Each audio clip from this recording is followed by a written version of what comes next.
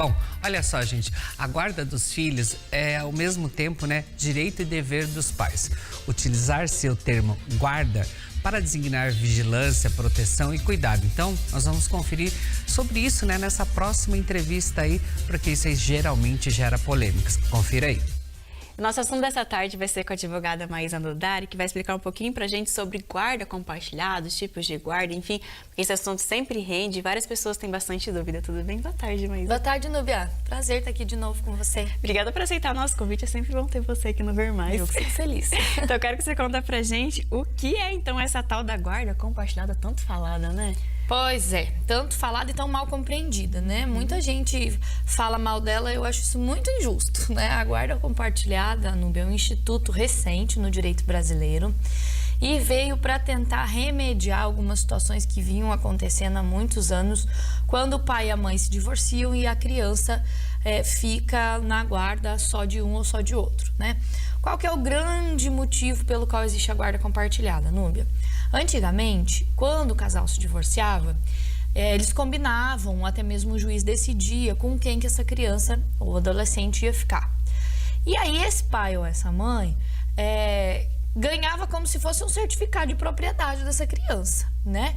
No sentido de a guarda é minha, o filho é meu, e aí o pai ou a mãe, mas geralmente o pai, né, que não tinha a guarda da criança, era entendido como uma visita, né? E pai não é visita. Então, a primeira coisa que a gente tem que desmistificar, direito de visita é uma expressão que está errada, né? Não existe direito de visita, o direito é da criança ou do adolescente de conviver com o pai e com a mãe. Então, para que seja desenvolvida essa criança de maneira plena, Núbia, ela precisa da referência, né? Das duas pessoas, sejam um pai ou uma mãe, ou às vezes essa guarda é dividida com a avó, com o vô, né? Então, o que é a guarda compartilhada? A guarda compartilhada é um compartilhamento de deveres em relação a essa criança ou adolescente. Porque o que acontecia? Além dessa criança ficar antigamente na guarda só da mãe ou só do pai, mas geralmente só da mãe, todos os deveres em relação a essa criança, de educação, de ir para a reunião da escola, de levar a tomar vacina, todas as responsabilidades que são inerentes a uma criança, ficavam com quem tinha a guarda. E a pessoa que não tinha a guarda se limitava a visitar. Então, a guarda compartilhada, ela veio justamente para reverter essas situações, no sentido de, olha, vocês colocaram esse ser humano no mundo ou adotaram essa criança e agora são conjuntamente responsáveis por ela. Então, é necessário o compartilhamento de deveres. Então, com a guarda compartilhada, Núbia, o pai e a mãe são responsáveis pela vacina, pela ida ao pediatra, pela reunião da escola, pelo desenvolvimento integral dessa criança e desse adolescente. Então, essa é a ideia da guarda compartilhada, é a divisão de deveres. Uhum. Mas então tem a diferença sobre a guarda unilateral também? Tem total diferença. Por quê? Porque na guarda unilateral, apenas uma das pessoas que tem a guarda exerce, entre aspas, né, todas as funções em relação a essa criança, né? Então, ainda hoje, Núbia, existe casos de deferimento, né, autorização judicial de guarda unilateral, mas isso tem se tornado cada vez mais raro, justamente para quê? Para atribuir responsabilidade para outra pessoa também, né? E a gente não pode confundir, Núbia, esse é um problema que clientes geralmente trazem no escritório de dúvidas, achando que a guarda compartilhada significa a criança ficar igual uma peteca, né? Uns dias na casa de um, outros dias na casa do outro. Não é assim que funciona, né? Essa criança ou adolescente pode ficar morando só com a mãe ou só com o pai, mas o que vai acontecer é que esse direito à convivência vai ser ampliado. Então, um grande medo das pessoas quando nos procuram no escritório é pedir a guarda unilateral porque quer ficar morando com a criança, né? E a gente precisa desmistificar isso no sentido de que, ainda que a guarda seja compartilhada, essa criança pode sim ter uma residência fixa, né?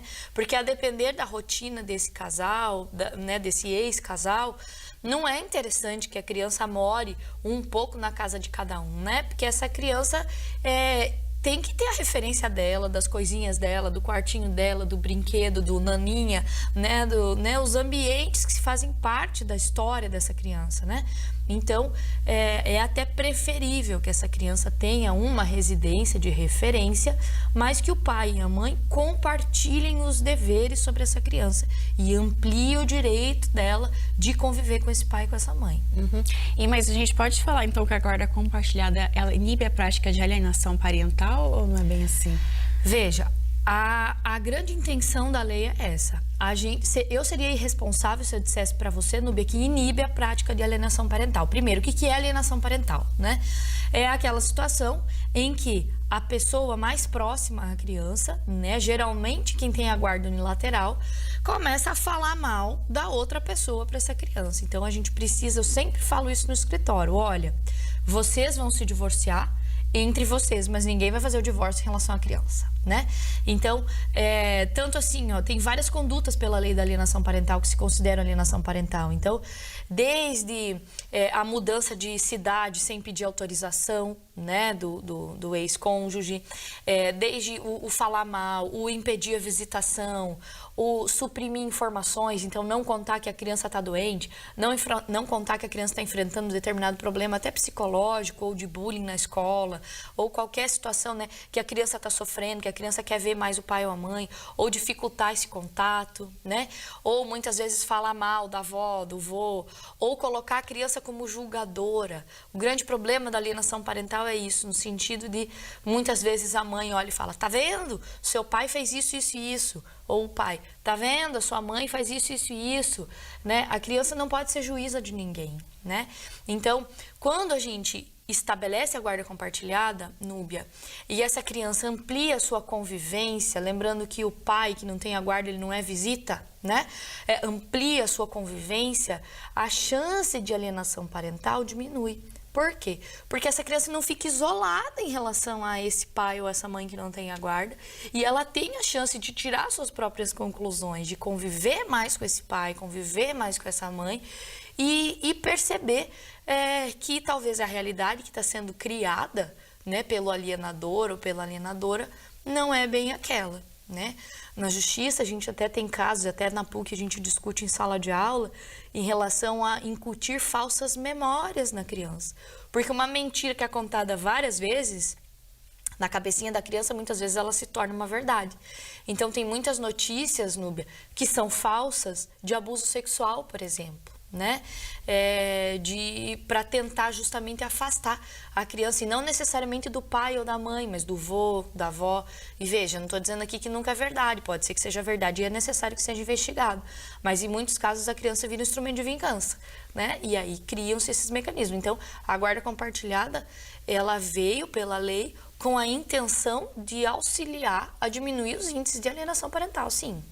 E bacana que você falou isso, mas é porque a gente pode falar assim que a criança não tem nada a ver. Se aquele casamento chegou ao fim, não deu mais certo, enfim, ela não tem nada a ver com isso. Então, por que ficar fazendo esse jogo com a criança e fazer ela ficar sofrendo com toda essa situação que já sofre na separação e após também, né? Exatamente. E as pessoas precisam compreender, Núbia, que isso é uma violação ao direito da criança, né? Tanto a Constituição da República, que é a norma mais importante que nós temos no país, quanto o Estatuto da Criança e do Adolescente, estabelecem que a criança tem o direito a ser protegida integralmente.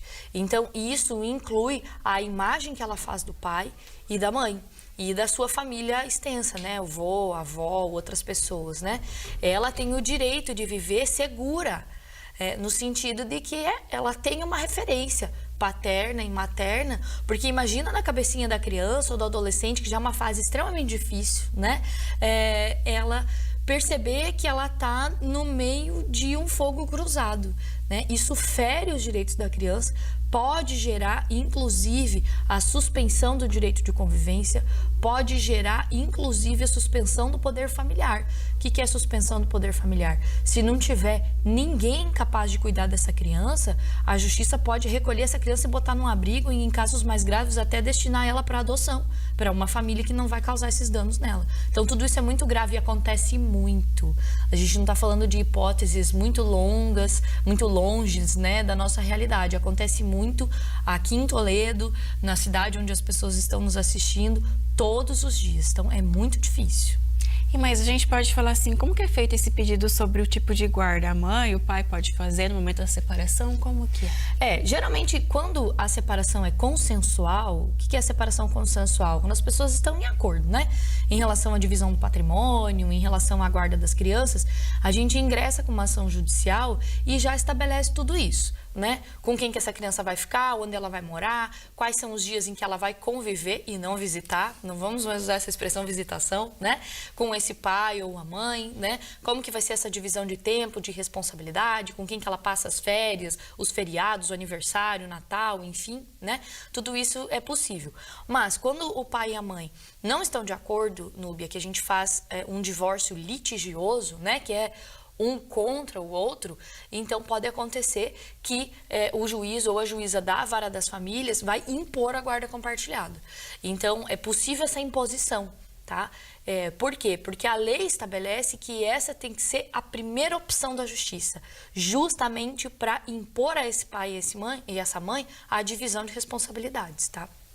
Mas a gente pode falar assim, o que pode levar um dos lados a perder essa guarda, seja compartilhada, enfim, o que faz esse meio caminho assim, que faz perder isso? O mau cuidado ou o mau exercício da guarda, né? Então, o caso de alienação parental são um exemplo, né? É perfeitamente possível que o pai ou a mãe que cometem alienação parental contra essa criança possam perder a guarda e, inclusive, o direito de convivência com essa criança, tá? Situação de maus tratos, de negligência. Existe uma discussão hoje na justiça, inclusive, em relação à vacinação, né? A falta de vacinação. A vacinação não é uma opção da família. A vacinação é uma obrigação da família, porque a criança tem direito ao acesso a todas as políticas públicas de saúde. Então, se discute na justiça se é possível, inclusive, perder a guarda pela não vacinação, né? A não matrícula em escola, seja ela escola privada ou pública, né? Então, existem várias condutas que podem gerar a perda da guarda. E para dar entrada nesse processo do tipo de guarda, é preciso de um advogado, Maísa? É necessário, sim, tá? Procurar, né, um advogado ou uma advogada especialista na área para que oriente e para que faça o pedido judicial. Uhum. E bacana como você comentou pra gente, que é importante a gente falar que a guarda compartilhada deve realmente atender os interesses do filho, dessa criança, desse adolescente, pensar no bem-estar deles, né? A gente tem que trocar as lentes, sabe, Núbia? Muitas vezes as famílias olham para essa guarda com a lente que filtra isso como sendo um direito do pai ou da mãe. Não, joga esse óculos fora, coloca outro e que a lente mostre que o direito é da criança, tá? Ou do adolescente. É sempre o que é melhor para a criança, porque a lei protege um lado e a lei protege quem? Quem é vulnerável, quem precisa de proteção. O pai e a mãe já são grandes, que se entendam, né? Então, a legislação protege o interesse da criança ou do adolescente. Uhum. Mas no caso, então, de guarda compartilhada, é preciso pagar pensão também? Porque esse assunto, às vezes, gera bastante dúvida. Gera. Uma pergunta que eu ouço com frequência no escritório.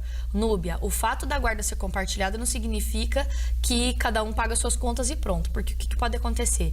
Mesmo tendo a guarda compartilhada, se a criança fica morando numa casa, né, por exemplo, só com a mãe, e esse pai convive com frequência com essa criança, mas veja, essa criança, entre aspas, ela vai dar mais despesa na casa da mãe, né? E a despesa a gente não pode esquecer que é água, luz, internet, material escolar, até o gás de cozinha tem que ser contabilizado, o mercado, que hoje em dia está tão caro, né?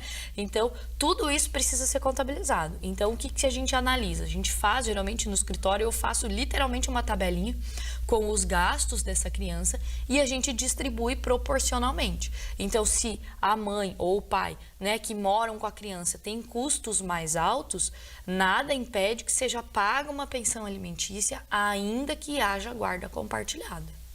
Mas no caso, assim, que a gente pode falar da guarda compartilhada em cidades diferentes, como que funciona? Que fica um pouco mais complicado, né? É um pouco mais difícil, mas não inviabiliza, né? Porque é possível, a gente chama isso de exercício da parentalidade, né? É possível o exercício da parentalidade mesmo à distância, tá? O que acontece é que precisa se estabelecer muito bem quais são os deveres que vão ser cumpridos, né, pelo pai e pela mãe. Então, é claro que, muito embora haja guarda compartilhada, se a cidade é diferente, quem está com a criança em casa vai exercer mais funções. Mas aí vai de bom senso desse ex-casal, que é só um ex-casal, não existe ex-pai e ex-mãe, né? A não ser que essa criança seja destituída e vá para adoção, o pai e a mãe é um vínculo eterno, né?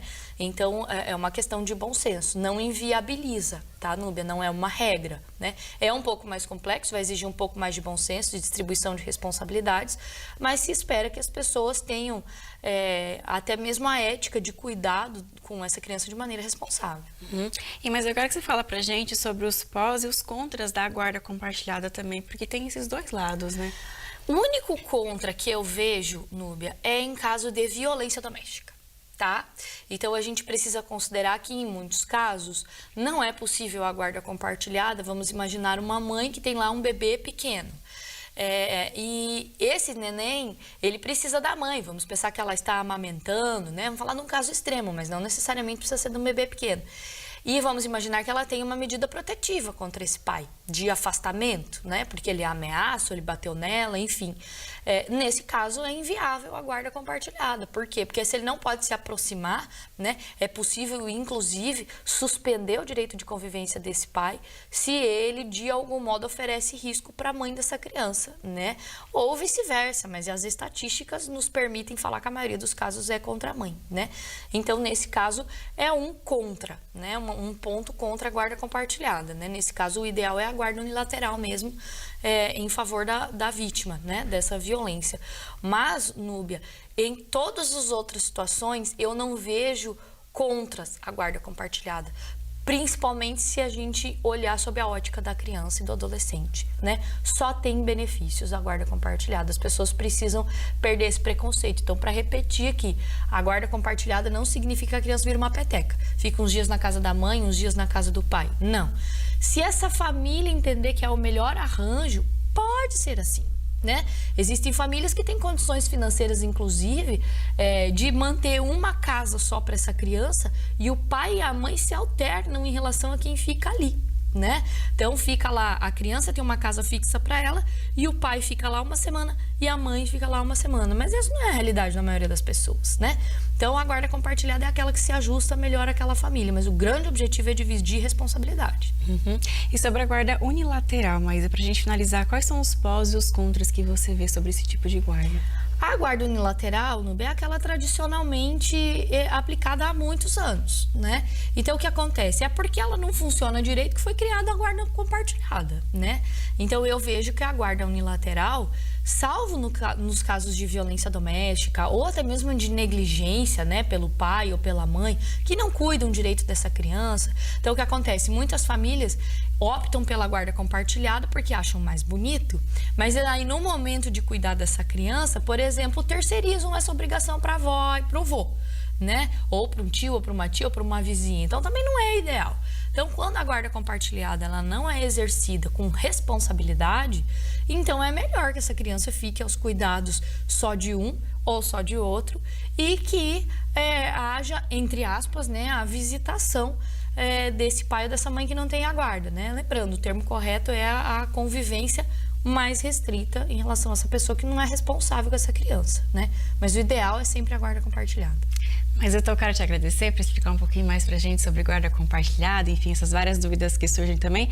E se às vezes algum pai, alguma mãe ficou com alguma dúvida, pode te mandar mensagem também no seu Instagram de prof, né? Isso, pode ficar à vontade, tô lá, @prof Maísa Nodari, me coloco à disposição, né, para esclarecer eventuais dúvidas gerais, né? Ou até mesmo mandar para vocês aí, a gente volta a conversar. Maísa, obrigada novamente.